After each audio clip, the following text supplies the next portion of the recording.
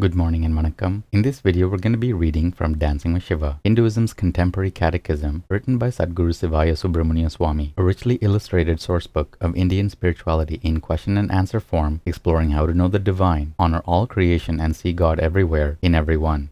Today's lesson is lesson 16, and we'll begin by reading the caption to the facing image. Legend says married rishis once lived in a forest. An ascetic, Lord Shiva, appeared and the wives were smitten. The rishis conjured a tiger and an elephant to destroy him, but Shiva donned them as a sash and shawl, symbolizing the conquest of egoity. Lesson 16. What is the nature of our God Shiva? Shloka 16. God Shiva is all and in all, one without a second, the supreme being and only absolute reality. He is Pati, our Lord, immanent and transcendent. To create, preserve, destroy, conceal and reveal are his five powers. Om. Bhashya. God Shiva is a one being, yet we understand him in three perfections: absolute reality, pure consciousness, and primal soul. As absolute reality, Shiva is unmanifest, unchanging, and transcendent, the self-God, timeless, formless, and spaceless. As pure consciousness, Shiva is the manifest primal substance, pure love and light, flowing through all form, existing everywhere in time and space as infinite intelligence and power. As primal soul, Shiva is the fivefold manifestation: Brahma, the creator; Vishnu, the preserver; Rudra, the destroyer; Maheshvara, the veiling lord; and Sadashiva, the revealer. He is our personal Lord, source of all three worlds. Our divine Father-Mother protects, nurtures, and guides us, veiling truth as we evolve, revealing it when we are mature enough to receive God's bountiful grace. God Shiva is all and in all, great beyond our conception, a sacred mystery that can be known in direct communion. Yea, when Shiva is known, all is known. The Vedas state that part of him which is characterized by tamas is called Rudra, that part of him which belongs to Rajas is Brahma, that part of him which belongs to Sattva is Vishnu.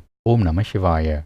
Good morning and vanakkam. In this video, we're going to be reading from Living with Shiva, Hinduism's contemporary culture, written by Sadhguru Sivaya Subramania Swami. 365 daily lessons based on ancient Vedic laws, disclosing how to approach family, money, relationships, technology, food, worship, yoga, and karma to live a truly spiritual life.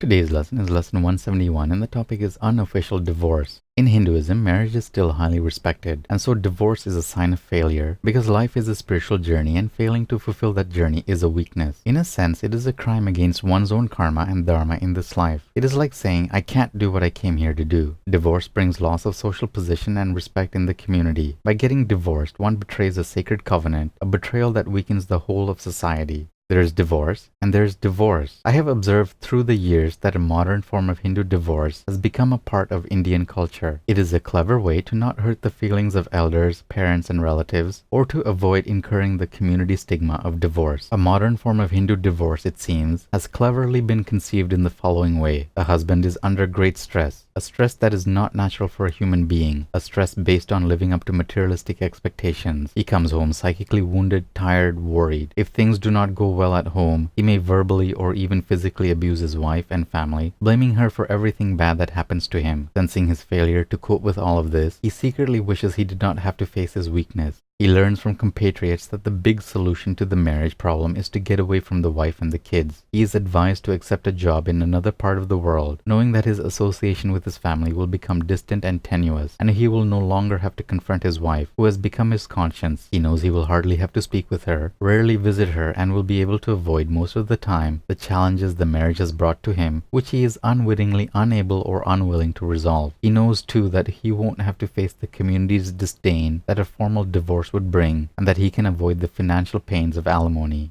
After reorganizing his professional life, the husband takes a job in a far-off land. He returns home for brief periods and only occasionally, thus effecting a separation without the expensive inconvenience and social stigma of formal divorce proceedings. He assures everyone, mostly himself, that this is the right thing to do, since he is making more money. Of course, money will never make up for his absence, never buy the children their childhood back. Lacking in fatherly guidance, the children are running wild, turning promiscuous, later to repeat the example of neglect that dad is teaching them. No one wins. Husband and wife should always be together. If there is an unavoidable separation, he should call her daily, ask how her day was, inquire about the children. After all, it is the harmonizing of their pranas that will create through their children a brave new world, a new world order, and a new age. Sutra 171 of the Nandinada Sutras, serving community and country. Shiva's devotees are patriotic to their nation and concerned about ecology. They strive to give to, advance, support and defend their community and country, never living as outsiders or as predators upon them.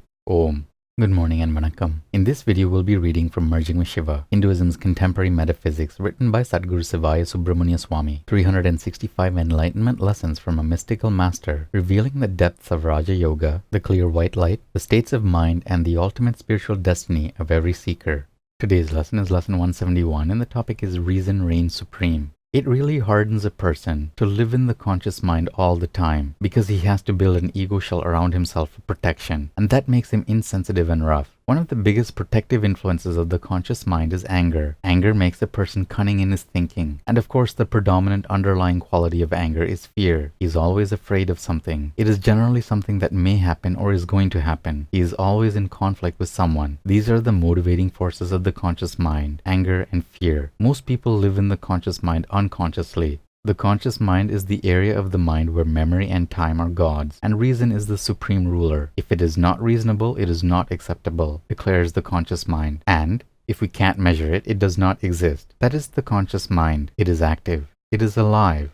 The conscious mind perpetuates itself, and we all help it to do that. It is carried on in ramification by its own novelty. We can always find in the conscious mind some distraction to please us, to intrigue us, to dominate our awareness of other states of consciousness, and we don't have to look very hard to find it. The mystic's goal is to control awareness while he is in the conscious mind, to know where he is in consciousness. When he finds he is aware in the conscious mind, and the five senses have become his ruler, he then controls his awareness within the conscious mind itself. He does this in a number of ways. One way is through the control of breath. Breath is life and life is breath. Breath is the controlling factor of awareness. Awareness rides on breath. Breath is also a controlling factor of our willpower. A seeker must develop a dynamic will to walk the path of enlightenment so that he does not stumble or falter, but continues onward no matter how difficult the path seems to be for him. The mystic loves the conscious mind, for he sees it like an adult sees the toys of children. An adult does not take children's toys too seriously, but the child does. Meditate on that comparison. Meditate also upon the conscious mind while you are aware in it. Write down on a piece of paper the various areas of daily experience over a period of 3 days to which you are most attached. Then meditate on those time periods until you are able to see the chemistry that makes the conscious mind appear to be what it is. When you live 2/3 within yourself, even physical things begin to look transparent to you.